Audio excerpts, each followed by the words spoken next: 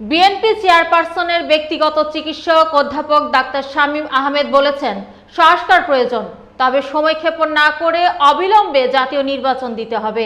জনগণ শান্তিপূর্ণভাবে ভোট দিতে চায়, কিন্তু বিগত সরকার তাদের সেই অধিকার কেড়ে নিয়েছিল। বিস্তারিত দেখুন মনিরুল ইসলাম মনিরের প্রতিবেদনে। দ্রুত নির্বাচন দিয়ে একটি নির্বাচিত সরকার গঠন করা উচিত। মঙ্গলবার সন্ধ্যায় মতলব উত্তর উপজেলা বিএনপির সাবেক যুগ্ম সাধারণ সম্পাদক আবুল কালাম আজাদ টিপুর বাবা মরহুম আব্দুর রহমান ব্যাপারীর কবর জিয়ারত শেষে দলীয় নেতাকর্মীদের সঙ্গে ঈদ শুভেচ্ছা বিনিময়কালে তিনি এসব কথা বলেন।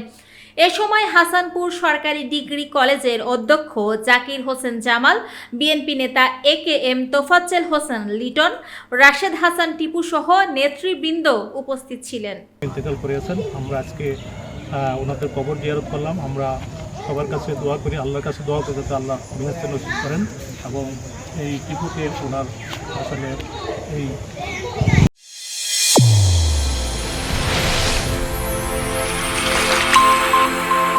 চ্যানেল A1 হৃদয়ের স্পন্দন।